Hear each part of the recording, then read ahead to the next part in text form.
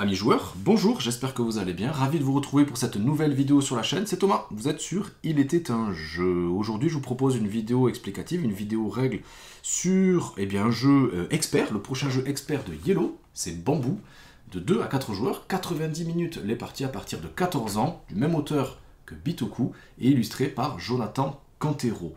Bambou, c'est à la fois zen et à la fois les mécaniques sont plutôt denses et touffues. C'est pourquoi je vous propose cette vidéo règle, peut-être pour vous aider à mettre en place déjà et à comprendre les mécaniques de jeu pour vos premières parties.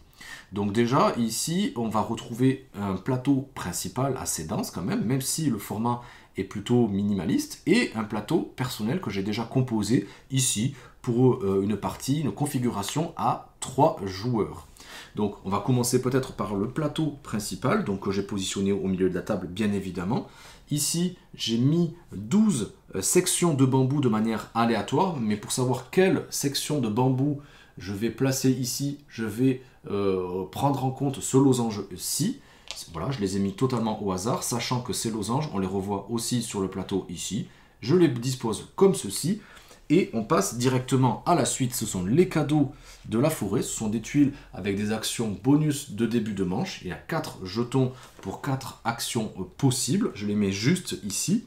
On a ici des tuiles équilibre, il y en a 9, il y en aura toujours 9 pendant la partie, que j'ai mis en fonction de leur position, ce qu'on pourra mettre dans notre plateau personnel. Donc gauche, droite et un peu où je veux. Donc chacune des colonnes doit respecter le logo qui lui est associé, sachant qu'on pourra remettre donc ces tuiles ici au fur et à mesure de la partie avec les tuiles qui sont juste là. J'ai fait la même chose pour les tuiles de demeure qui sont de 4 types différents. On a les types 1 et les types 2. Il n'y a pas forcément de puissance, mais c'est surtout pour équilibrer le jeu. Et que je disposais comme ceci, sachant que là aussi, on pourra donc compléter les cases vacantes avec des tuiles respectivement de niveau 1 et donc de niveau 2. Ici, tout en haut, j'ai disposé les bâtons encens à l'effigie des 3 joueurs que nous sommes pour cette explication-là. Donc, ça va aussi définir les différentes manches, car en début de manche, on va à chaque fois récupérer un bâton d'encens, mais ça, on va voir ça juste après. Ici, on a des jetons de nourriture que j'ai disposés sur les emplacements libres, il y en a 5 en début de partie, en début de manche. Il y a des tuiles, comme vous le voyez, de niveau, qui valent 1, 2 ou 3. Ici, ce sont des tuiles de divinité qu'il ne faut pas révéler, mais que j'ai mélangées et que j'ai disposées au hasard. Chaque fois, 4 sur chacun des temples. Temple vert, rouge, bleu et violet. Des divinités, bien sûr, aux capacités aussi différentes qu'on pourra tenter de recueillir chez nous. Ici, les jetons de bonheur, qui seront nos points de victoire également, qu'on va positionner sur la case numéro 5 pour débuter la partie. Un jeton bambou, c'est pas forcément indispensable, mais qui va permettre de suivre un petit peu l'évolution d'une manche avec la phase de printemps, été, automne et hiver. Donc on va pouvoir la positionner juste ici. Et je pense qu'on en a déjà fini pour le plateau principal. J'oublie pas bien sûr les jetons nourriture pour compléter ceci, on verra ça pendant les explications des actions. Et les pièces de 1 et de 3, sachant que on va distribuer à chacun des joueurs 3 pièces pour débuter la partie. On distribue la tuile de premier joueur au hasard, celui que vous voulez. C'est lui qui devra vérifier que tout a bien été mis en place pendant la manche à venir, sachant que ce jeton-là, il va circuler toujours vers le joueur de gauche pendant toute la partie. Intéressons-nous maintenant au plateau individuel. Chaque joueur va choisir un plateau avec une couleur bien définie. Moi j'ai les petits pandas, donc je vais prendre tout le matériel qui est violet, mais bien sûr il y aura d'autres couleurs. Là on a du bleu, et sachant que derrière aussi il y a une face verso pour les plateaux avec une disposition avancée que je n'évoquerai pas dans cette vidéo, qui rend bien sûr le jeu un peu plus complexe. Donc chaque joueur récupère un marqueur d'action à sa couleur. Ensuite, il va récupérer le point de bonheur, comme je vous ai dit, qu'on va disposer sur la case numéro 5, juste là. On a 7 bâtons d'encens, c'est ceci, 3 qu'on dispose pour le début de partie, et ensuite les 4 autres qui sont juste en haut, comme on l'a vu. Chaque joueur reçoit une tuile équilibre avec ce petit logo juste là. Ça voulait dire, comme vous l'avez vu, que pour respecter ces conditions de placement, parce qu'il y a un petit puzzle game aussi, je pourrais le faire n'importe où sur ma demeure. Donc on va le mettre juste ici. Chacun en récupère un au hasard dans la pile qui est juste au-dessus. Chaque joueur aussi va recevoir maintenant les 4 sections de bambou qui sont avec ce petit logo juste en bas, chacune dans une couleur donnée. Chacun va débuter exactement avec le même set, violet, vert, bleu et rouge. Et ensuite, on va prendre les les sections de bambou restantes qui n'ont aucun sigle juste ici, ni losange, ni petit truc de je sais pas à quoi ça ressemble. On en prend 2 par joueur, je vais les mélanger au hasard. Donc si on était 3, j'en prends 6, et chaque joueur va en récupérer 2 selon un draft très simple. Le premier joueur en prend 1, le deuxième prend le deuxième, etc. Et donc à la fin, je me retrouve avec 2 sections de bambou colorées en plus, et je les mets tout simplement dans leurs couleurs respectives. Donc ici, vert et rouge. Comme je vous l'ai dit, on commence la partie avec 3 pièces, et c'est parti.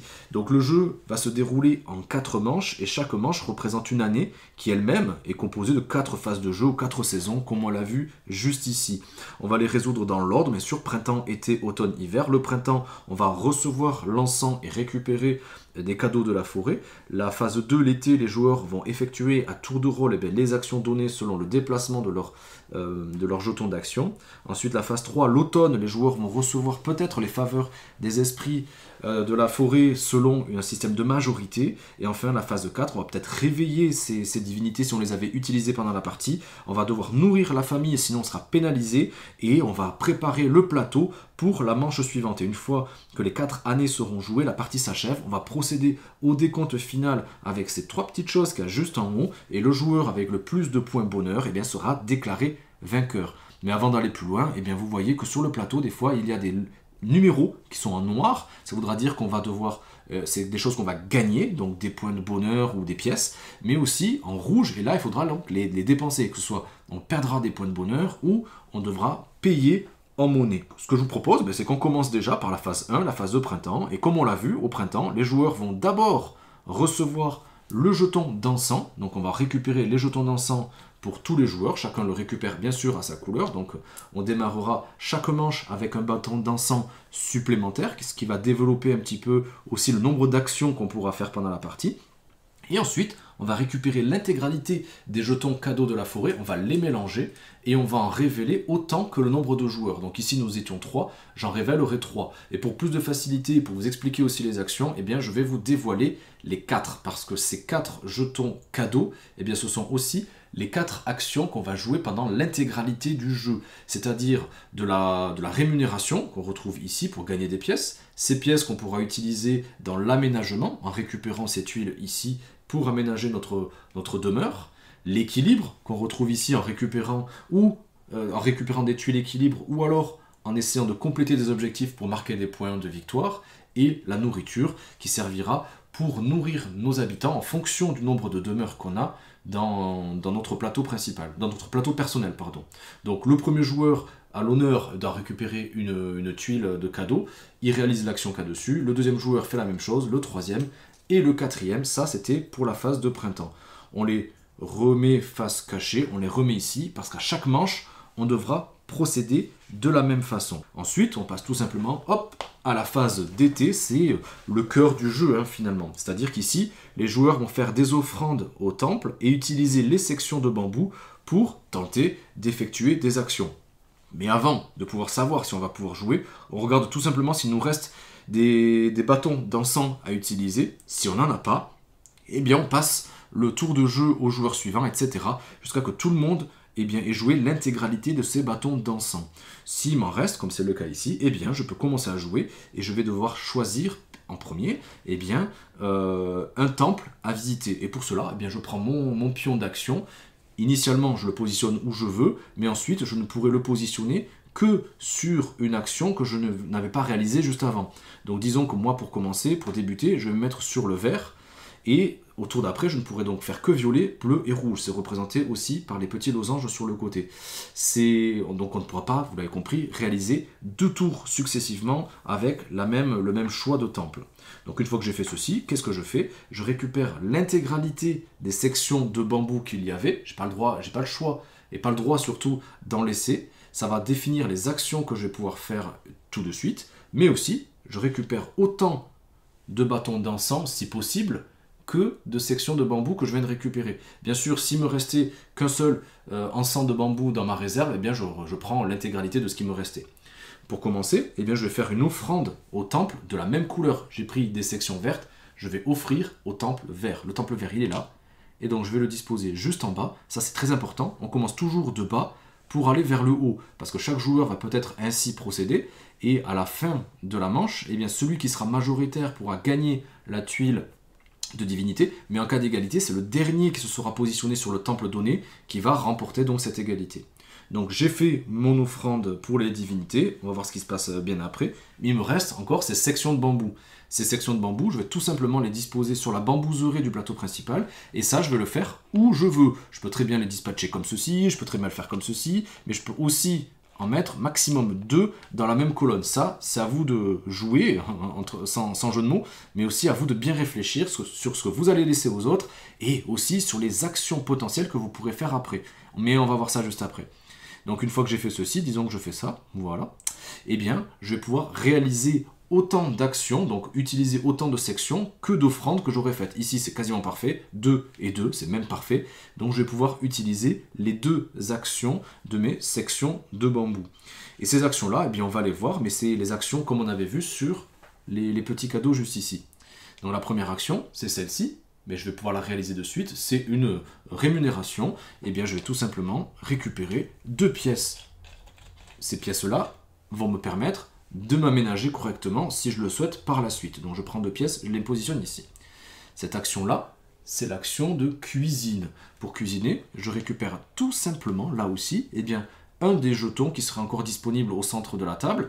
Disons que je vais récupérer celui-ci, sachant que la nourriture ne sera pas renouvelée immédiatement. Elle sera renouvelée soit en fin de manche quand on va arriver à l'hiver, soit si l'intégralité des jetons nourriture ont été récupérés, auquel cas on va renouveler cette section-là, chaque section vide, par un pion pris au hasard, et les jetons qui auront été dépensés, hop, on ne les remet pas ici, ils seront définitivement défaussés pour le reste de la partie. Ensuite, on a d'autres actions, par exemple celle-ci, qui est le cœur du jeu, c'est l'action d'équilibre, on le retrouve ici. L'équilibre, ça me permet soit de récupérer directement un point de bonheur, hop, j'avance, soit de réaliser 2 actions dans la combinaison de notre choix. C'est-à-dire, soit je peux récupérer une tuile équilibre, disons que je récupère celle-ci. C'est une tuile équilibre qui va sur la droite, donc je la mets sur la partie droite de mon plateau. J'ai que 2 emplacements vides possible. Si ces emplacements sont pris, je ne pourrai pas donc disposer de nouvelles tuiles. À moins que, et c'est là la deuxième action qu'on pourrait faire, c'est de décompter une tuile équilibre. C'est-à-dire que si j'arrive à respecter spécifiquement ce qu'il y a marqué sur cette tuile, donc ici d'avoir une lanterne et un bout de temple dans cet ordre-là spécifiquement, donc celle-ci en haut, celle-ci en bas, et sur la partie droite de mon plateau, eh bien je vais pouvoir décompter cette tuile, montrer aux autres joueurs que je respecte donc les conditions qui sont demandées, récupérer 3 points de bonheur, je la retourne, je la mets sur mon éventail et je vais marquer donc les points de victoire, les points de bonheur immédiatement. Donc 1, ça me fait marquer des points de victoire, mais 2 aussi, ça me libère de l'espace, peut-être pour la suite. Donc vous pourrez faire 2 fois de récupérer une tuile ici, 2 fois de décompter, une fois l'un, une fois l'autre, dans l'ordre de votre choix. Ça sera à vous de moduler tout ça. Sachant qu'ensuite, hop, on descend tout ceci, je prends une tuile de la colonne, bien sûr, qui correspond, pour compléter ceci, afin qu'il y ait toujours 9 tuiles ici disponibles, et ici toujours 8, sauf si, bien sûr, vous avez dépensé l'intégralité de ces tuiles-là. On passe maintenant à l'aménagement, qui est juste ici. Donc là, soit je récupère une pièce, très simple, soit je vais pouvoir récupérer, en payant le coût demandé, eh bien, une tuile d'agencement. Disons que je veux récupérer eh bien, celle-ci, elle m'intéresse plutôt pas mal. Cette tuile de demeure, on a son type et aussi sa puissance, entre guillemets, son point de confort. Cette tuile-là, je peux la positionner où je veux. Elle me coûte 2 pièces et elle me fait gagner 2 points de victoire. Moi, je fais redescendre tout ça, je complète la section et je peux positionner donc cette tuile où je veux dans ma demeure. Le but sera peut-être d'essayer de respecter, comme je vous l'avais dit, eh bien, les conditions de placement. Donc là, je peux le mettre où je veux, disons, je vais le mettre ici. Voilà. Et sachant que ces tuiles-là qui sont positionnées ne pourront jamais être ni interchangées, ni changées de place, et ce sera définitif pour le reste de la partie.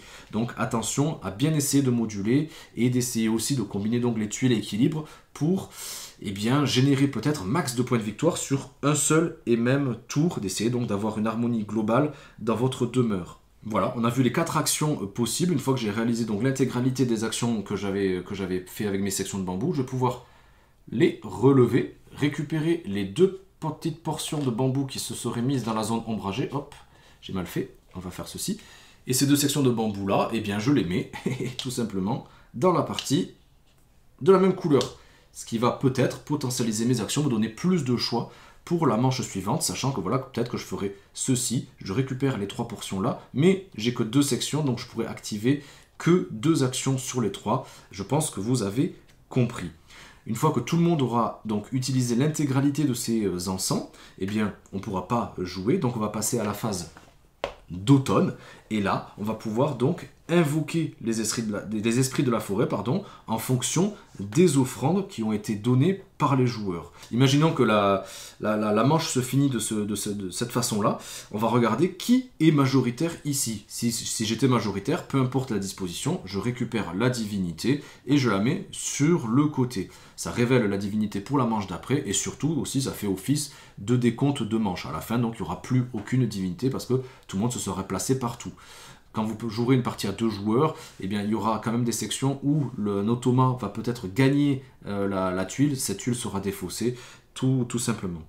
Et comme je vous le disais, en cas d'égalité, ce qui était le cas ici, donc il y a le violet, donc moi et le marron, un autre joueur qui sont à égalité, c'est celui qui se sera positionné en dernier sur ce temple qui remportera la tuile divinité, donc là ça ne serait pas moi par exemple. Ensuite, on va tout simplement tous récupérer les bâtons d'encens qu'on aurait joués donc, dans les temples. On récupère tout ça. Ces divinités, je reviens dessus, mais chaque divinité a une capacité particulière à usage quasi, entre guillemets, unique.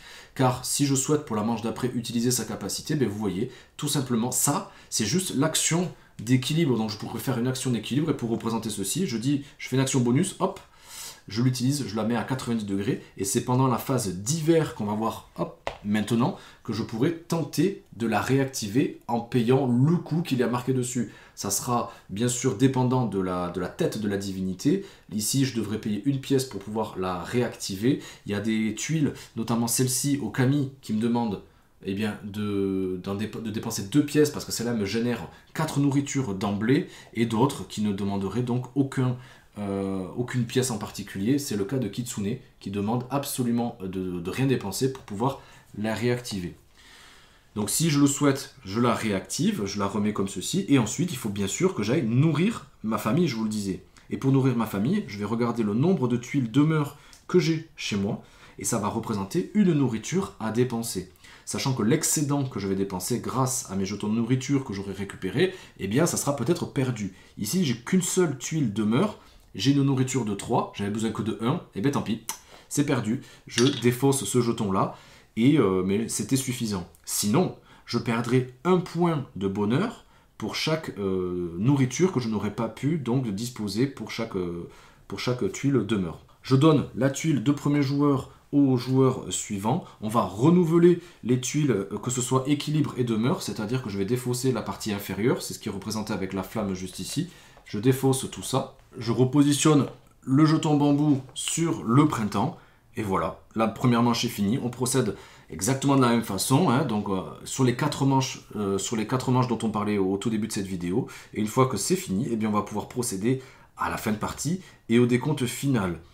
Avant de désigner le vainqueur, eh bien, les joueurs vont gagner ou perdre des points de bonheur selon plusieurs critères qui sont représentés juste ici. La première chose, eh bien, c'est dans la diversité des divinités qu'on aurait récupérées. Les divinités sont représentées en plusieurs exemplaires. Si je les récupère plusieurs fois, j'aurai plusieurs fois la même action. Mais si j'arrive à me diversifier, eh bien, je gagnerai 2 points de bonheur par divinité différente que j'aurai à ma possession.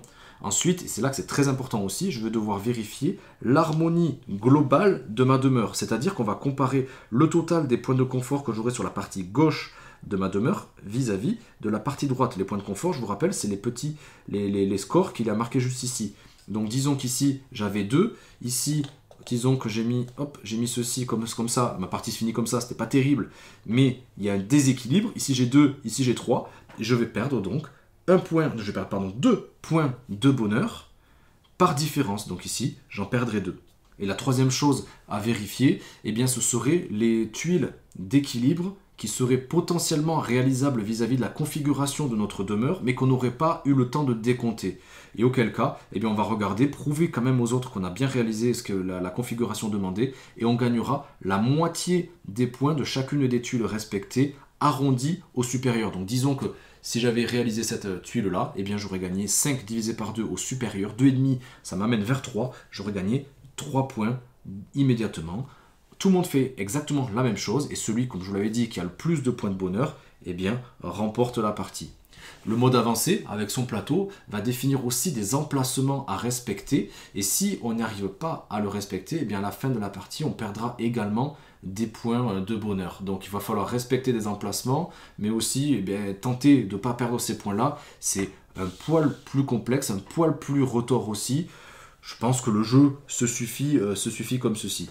C'est un jeu, donc vous voyez, qui demande quand même pas mal de planification, qui est assez particulier dans sa gestion des actions, car on pourrait être amené à avoir qu'une seule action à réaliser. Peut-être que ça sera utile pour, eh bien, peut-être que les autres joueurs puissent faire un certain turnover aussi des tuiles à disposition, car en fonction eh bien, des objectifs que vous aurez, celle-ci par exemple me demande d'avoir un coût global de 7 sur mon plateau. Ici j'avais que 5, des fois c'est 9, etc.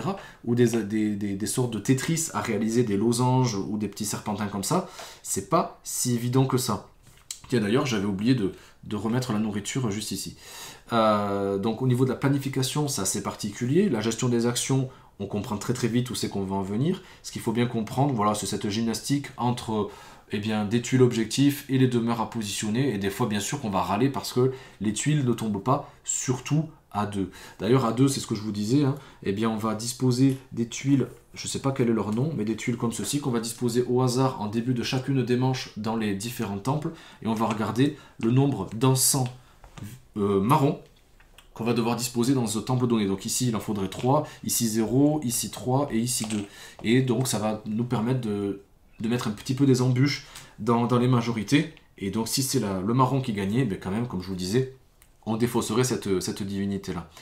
C'est un jeu qui gagne aussi en puissance au fur et à mesure de la partie. Déjà, on a plus d'actions, on a plus de bâtons d'encens, mais aussi, on va souvent récupérer des divinités qui vont potentialiser notre stratégie aussi, définir que toutes nos actions sont des jokers, avoir des actions d'aménagement ou d'équilibre supplémentaires, de pouvoir générer gratuitement 4 nourritures, mais pour le renouveler, le réactiver, c'est un peu plus cher, d'avoir de l'argent beaucoup plus facilement, etc. Donc c'est un jeu qui a quand même une certaine profondeur de jeu, comme on a l'habitude dans cette gamme-là. C'est vrai que Yellow, dans ces petits formats-là, même si c'est pas la même thématique, eh bien, c'est vrai que les cathédrales rouges, l'extension recruteur, le château blanc, plus récemment aussi, ce sont des jeux qui ont des petits formats, pas mal de matériel. Franchement, le rapport qualité-prix, il est assez dingue, je trouve. Et au niveau du plaisir de jeu et de la complexité, mais dans le bon sens du terme, je trouve ça quand même assez satisfaisant. À 2, je trouve peut-être pas que dans celui-là, c'est la configuration idéale. Moi, j'aime pas trop jouer avec un automa comme ça. Mais sinon, ça roule, hein, franchement, c'est super.